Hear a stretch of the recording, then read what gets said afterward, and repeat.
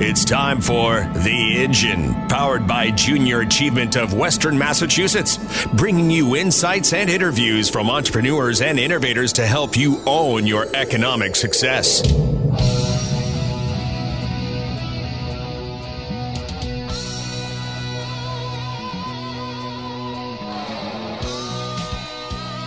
Hello and welcome to The Engine.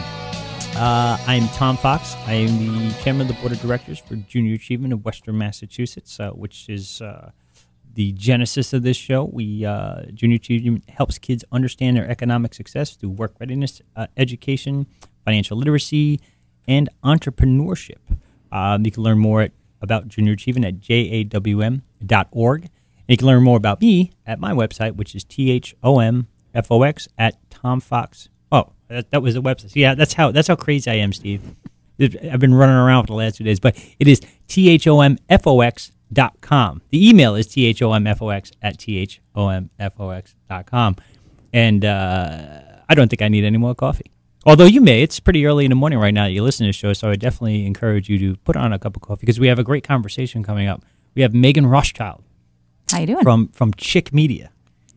And the Melanoma Foundation? The Melanoma Foundation, yes, of New England. I can't say names, nor can I pronounce words and happens. so on. So Megan wanted to come on and talk about the economy, which I thought was fantastic. Oh, I specifically said, do not ask me about the economy. That's why I wanted to lead with that question. You're like, we're not going to talk about the economy, I know are we? nothing I'm like, of this topic. You're like, so what are we going to talk about? No, but listen, you came... Chick Media. So Chick Media is in essence, it's a startup. I mean, you guys are 9 months old? Yeah, approximately. Yep. I can't believe it. Seems like an eternity. But yes, we started back in August. We're a full-service marketing, design, and PR firm. And yeah, it was kind of born out of a joke, to be perfectly honest. My business partner and I were just chatting and talking about how funny it would be if we went into business together and how much fun we'd have. And the next thing I knew, she had set us up with a tax ID and started a website and said, okay, we're live. I was kind of like, all right, I guess we're doing this. So. That's the Steve Martin from My Blue Heaven. Unbeknownst to me, they started a business, and next thing I'm doing this stuff. And that's exactly how it happened. So I gotta say, I love, and I'm if I can find it right now, I love calling Megan because her picture is the clearest picture that comes up on my phone. It absolutely, the smile and everything just jumps right out. I wonder what picture is it? It's hold on, I gotta find it. But you're on a white background. A white background. Yeah, and was just... I have to tell you, I've had a lot of headshots. I try to update them frequently, so... Here, I think I have it right here. You should just try to call me. It's... Oh, yes, that was Robert Charles Photography actually took that picture. That is amazing. I mean, just, it jumped... I almost want to call you like every day, just so I can see the picture just jump out at me. A big smile and everything. Thank God it's that picture and not some of the other ones that have been taken of me. Well, listen, you gotta... But, I mean, when you talk about public relations and things like that, and the number one rule in branding is be known before needed. Absolutely. So when you have a great headshot and stuff like that, all that really, it comes into that brand persona. Now, that in mind, what is Chick Media's brand persona? What's your ideal people to work with? So we started Chick Media because we found that a lot of female business owners were popping up all around this area. And just more and more women starting businesses, starting multiple businesses or working full-time jobs and then having their own business on the side. And we feel really confident and comfortable that we can kind of, we understand the psyche, the women's psyche, and we understand how women operate. We understand what women want to see for messaging. And so we started Chick Media aimed at helping female business owners and women-run organizations help get their message out there. But it's really funny because by the time, I'd say a month or two in, our biggest clients were male. So we always kid and say, well, Chick Media can be thought about two ways. First and foremost, that we market to women and we take on women clients, but also that we're two chicks doing marketing.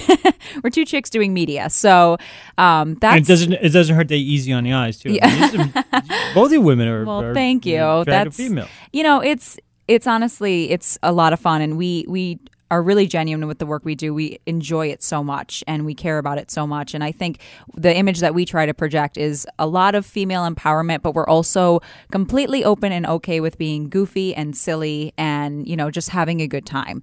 And that's, I think, the first and foremost part about Chick Media is working with us is fun. And then we want it to be fun because it shouldn't be stressful. And we want to take that stress away from the clients so that they don't have to deal with it. So recently on Facebook, I saw that you did another press run when you were dressed as the groom, and your partner was dressed as the bride, and you were going around doing your little press junket. And yes, you worked with us on Life Domination Day, and you both dressed up like Rosie the Riveter. Yes, and went around at 4:00 in the morning to all the news stations and schlepped around. And listen, that's how you honestly came to my attention, at least, was Angela Lucier.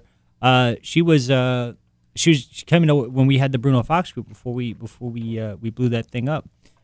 She came in and she's like, I love these chicks. They brought around it was like cupcakes and champagne. Yeah, and she's like, that's how you have to drop off a press release. You want someone to read your press release in style. You do it like that because you get people's attention. Well, and I think like you were talking about with the bride and groom thing, I think a lot of people, we were teasing that all week, and a lot of people were like, oh, you guys are dressing up as brides. That's what you're going to do. You're both going to show up in wedding gowns. And so a couple weeks ago when we came up with that idea, I looked at Emily and I said, we can't both be brides. Like, we've got to throw a curveball into this because people are going to expect us to be brides. So I took the groom role and actually had my fiance, I took all of his clothes and basically wore all of his clothing. And I think that kind of... That's what is really cool is, there's things that you can do that maybe are a little bit predictable, but then when you put a spin on it, that's what starts to get people to pay attention. And I think the other important part of it is that, the average business the average media outlet gets 90 press releases a day. So how are you going to make yours stand out? How are you going to make yours creative? That's a lot of press releases. Some of these organizations, these media organizations that have, just a handful of people in their editorial department, how is yours going to stand out? And how is it going to benefit them? That's a key too, is making it easy and fun for them too, because they're sifting through all that paperwork and it can be tough. So the last organization I worked at, and this can be said of any nonprofit or business. When they send out their press release, their number one thing is, why didn't they pick that up? This is the greatest thing since sliced bread. This is amazing. Why don't they understand? Yeah. It's not that they don't understand, but they, as Megan just said, they are besieged by press releases. And from prioritize. And listen, I'm from a lot of really good places. You know what I mean? So it's not an issue of it's just, I've got, there's so much time in a day, there's so much TV time or radio time or print that I can devote to these things. And it's like anything else. Listen, if you're applying for a job, it could be hundreds of applicants. How do you stand out? Right. You know what I mean? So that really is and I learned this a while ago. I was pestering, I applied for grant funding for, I think it was like $80,000 or something like that. And when you do grant funding, they basically give you a nice letter, say, thanks, but go scratch. Mm-hmm. And we're not giving you any money. And then they don't tell you why. So I pestered the living heck out of these folks until they told me why. How can I do it better next time? And the one thing they told me is that I did not tell my story. I don't know you. So why would I give you money? So the next time I did it, I put it through and, our team worked on a collaboration and we got $300,000 from the same organization. That's awesome. So you have to make it compelling. Right. Give me a reason to want to talk about your press thing. Instead of just saying, you are fantastic, this is great, give us money. And we still experience that. I mean, we, even as professionals who have been in the field for many years, we still experience where we spend hours, sometimes days crafting press releases and coming up with creative ideas, and we can send it out and it still doesn't get picked up. So it's definitely, it's about relationship building. And again, it's finding out what the reporter or what the media station, what they need. But we definitely, I think it's kind of like try again. When you fail, try again, because there's definitely been instances where I'm like, this press release is going to be killer. This is the best story. It's going to get picked up and nothing comes of it. So it happens. It really does happen. I was talking to Shannon Halligan because like you, before she left WWLP, but like you, I do a lot of interviews. Mm-hmm. And I asked her out for coffee. I just wanted to pick her brain. I go, how do you get your press release? And I go, I work with my nonprofit at the time, but then I work with other nonprofits. And how do they? She goes, listen, you've got to find a champion inside that organization that understands your messaging, that understands what you're trying to do. She goes, because oftentimes, right after the morning news, they get together and they go, okay, we have to get this done by noon and go. Right. You know, and it's 7:00 in the morning. Right. So you have to chase down people for interviews. You have to drive to locations. You have to and then Right. listen. You're the news. Something could happen. So then now you're out in Greenfield and you got to shoot all the way back to Springfield to cover a coffee. So cover a coffee. See, that's where my Well, mind it is. depends on what the coffee's doing. It could be newsworthy. It could be a newsroom, but so there's so much that goes into it. And the reason I'm saying is it brought me to your point of relationship building. Just because you're throwing something at somebody, it doesn't necessarily mean that they're going to pick it up. Right, absolutely. And I think, that's another thing that I think people are a little unaware of. It's positioning yourself, too, as a local expert. You were talking about my work with the Melanoma Foundation. Well, I'm a 10-year survivor, but I've been speaking on the topic for, a million years, for at least 9 years. And so now it's like anytime there's any type of breaking news with melanoma related stuff, I'll get a phone call because I've done so many interviews about that I think people kind of look to me for up on the latest information about skin health and things like that. So that's another thing we try to talk to our clients about is how can we position you as an expert in your field so that you are of value and you're a quick, easy interview and you're something that people can go to that helps alleviate the burden of what they have to do. And that's really, I think, the key. And let me tell you something. For those that right now that say, I can do an interview, that's easy. When you first start out, it is not. No. I had diarrhea of the mouth. Like, let me ask you this one question. I'm like, let me just tell you everything I know about that. And the reporter's like looking at me like, I need you to stop talking. I need 3 seconds. I'm going to use 3 seconds. I literally need 3 sound clips. Yeah, and you don't know that in the beginning, right. But over time, I was again gracious enough by some reporters to kind of say, "Shut your mouth."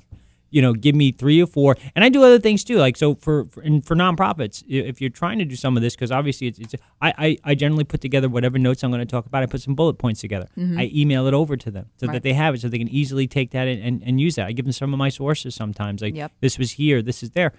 Make their job easier. And then listen, if it's easy piece, listen, they'll call me at like 9:30 in the morning. I'm in the middle of doing work. Can you come into the studio? Absolutely, not a problem. And then I'm like ironing a shirt and then run it, reschedule 12 meetings. and run it. But listen, that's how you get a valuable resource. You're there. You're accommodating. And you know your stuff. Right. So it's a challenge, and public people think, at least from my experience, when people talk about public relations, they think that these huge firms, and listen, a big firm can do the same thing as a small firm. Yes.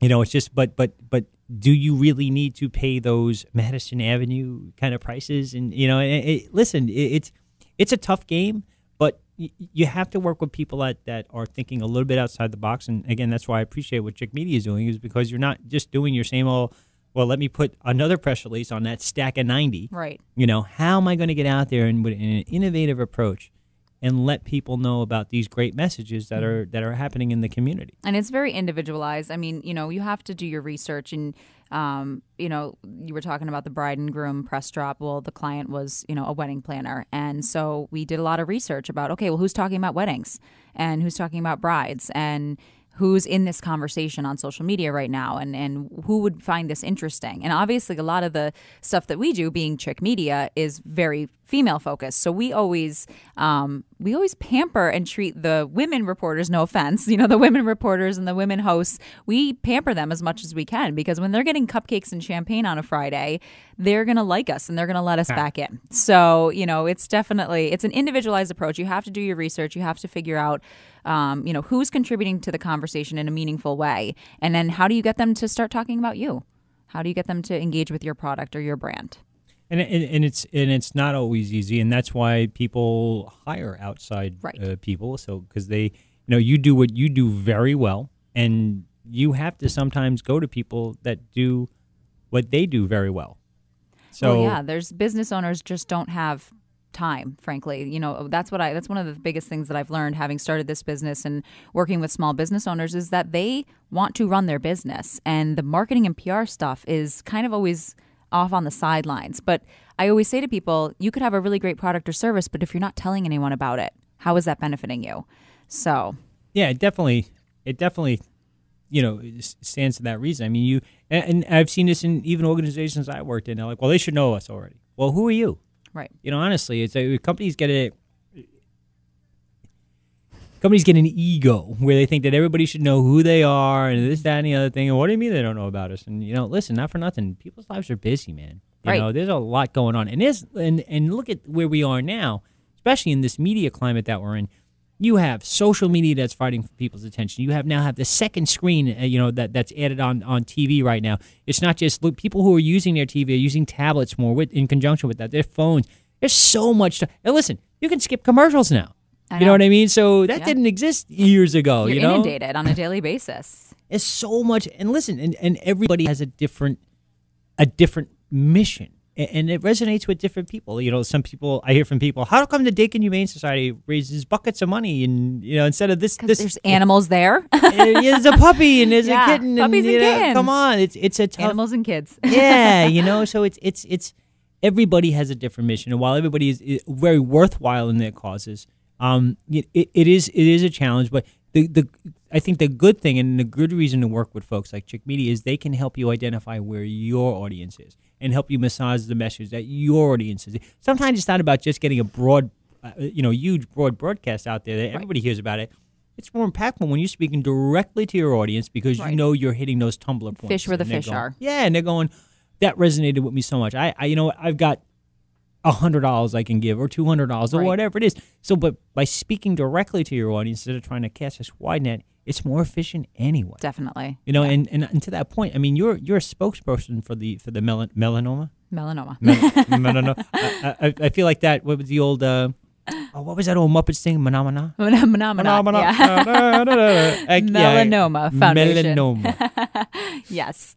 Yeah. So you got involved in that because you're a survivor. I am, yeah. It was 10 years ago this year, actually, that I was diagnosed. And I was in college, my sophomore year of college.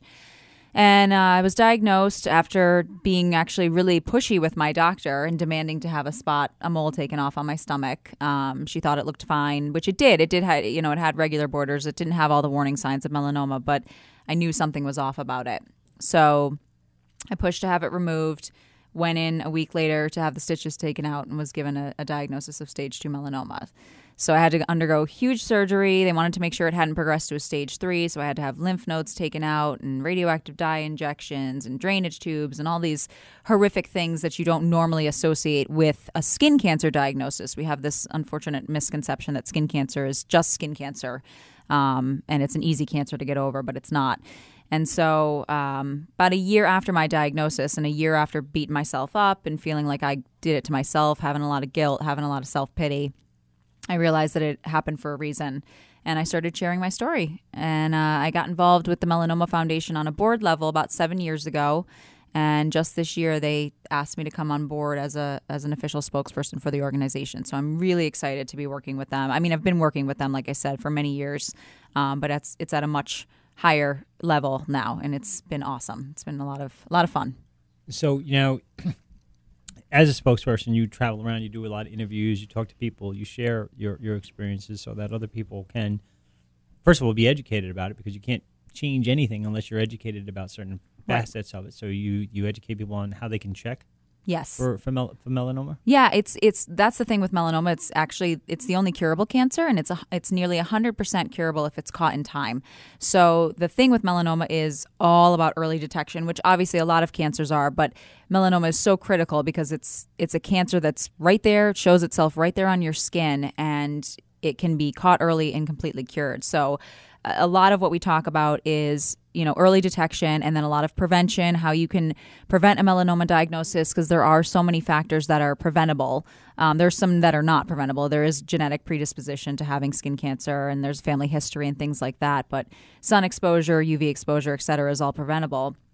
And then we talk a lot about behavior changes, and especially among the teen and college, high school and college populations is really where we target a lot of our messaging, because melanoma, most people don't know this, is the second most common form of cancer for young people ages 15 to 29. And most dermatologists that I talk to use the word epidemic in terms of the amount of women that they're diagnosing at a younger age with melanoma. So when you talk about these issues, what are some of the behavior changes that someone can incorporate? Well, I think, the basics are wearing a sunscreen, paying attention to your skin, visiting a dermatologist once a year, things that are really proactive about protecting yourself. But what we focus on a lot is the indoor tanning bed use and the outdoor tanning habits and this desire to have a tan complexion, and how there is no such thing as a healthy tan. Unfortunately, it's your body's response to DNA damage. And that's a big part of what we do, because we see a direct correlation with young women who are using tanning salons and like to, be outside and tanning on a regular basis. We see a direct correlation between that age group that's using it versus the age group that melanoma is the most common form of cancer, second most common form of cancer. So it's about teaching people to love the skin that they're in, to take care of it, to pay attention to it. It's the largest organ in our body, so we unfortunately tend to beat it up a little bit. So it's a tough message because it's a tough crowd. I'm semi terrified to share with you, the way that I love the beach. I love the beach too. And I'm one of those people, I put on baby oil. I'm like, all right, goodness. I know, right? See, I'm like, I cringing. would put on Crisco if you let me. I'm like, I just got because I'm Irish. I'm translucent, for God's sakes. It's you. I look like Uncle Fester. I'm bald. You know what I mean? So you want a little color. You want something that kind of absolutely. And so it's challenging. So I don't want to just get my color from being aggravated all the time. You know what I mean? It's like getting So, but you have to be responsible with it. Yes, you know what it's I mean? everything in moderation. Yeah, listen, I'm not going to stop riding my bike. I just been in the winter 6 months because we have Ragnarok going on right now. So, and I don't advocate for that. I certainly don't tell people. The minute the sun comes out, I'm going outside. Like I especially with this winter. But the thing, like you just said, it's being responsible and moderation and protecting yourself. I'm a huge supporter. Whenever I go out and talk to the teens and college students, I'm like, I know you're going to be outside. You're going to go to the beach. You're going to play sports. We totally love everything about that. You can do that, but you can just be smart about it. No, indeed. So, so we're going to be, we're coming. Unfortunately, our time is coming to an end. So I want to do two things as we close out over the next a few months. How can people learn more about Menominat? Menominat? Okay. Yeah. So they can watch a Muppet movie. No, if they want to learn more about the Melanoma Foundation, they can visit mfne.org, and that stands for Melanoma Foundation of New England. All the information is on there. They have resources, education, things like that. Videos, tips, everything. Awesome. Yeah. Now, Chick Media. How can people learn about Chick Media? They can go to chickmedia.us, but don't be deceived. Chick is spelled CHIK. So it's CHIKmedia.us. And you can also find us on Facebook as well. So, and you can look for your pictures being tagged all over Facebook, because every time you go somewhere, there's rosy derivative pictures. Now the bride and groom, the happy couple that went around last week. Yeah, we have a lot of fun. No, indeed, and that's like you said earlier. It's good to have fun and kind of grow your business from that aspect. Yeah, but and it's good to also take your stories. Part of the reason why I enjoyed working with you with the Life Domination Day is that is a day of that whole aspect of that event is to change your story. But sometimes stories need to change. I have a story myself that I share, but it's the power of telling that story because other people can hear it and they can learn from it. We're all going through certain struggles at certain times of life, and then you hear somebody say something, and you go, "Oh man, they got through it. All right, I can do it," or Absolutely. Things like that. So listen, Megan, thank you very much for coming on the show. I really appreciate it. And best of luck to you in both Chick Media and with the melanoma. Thank you for having me.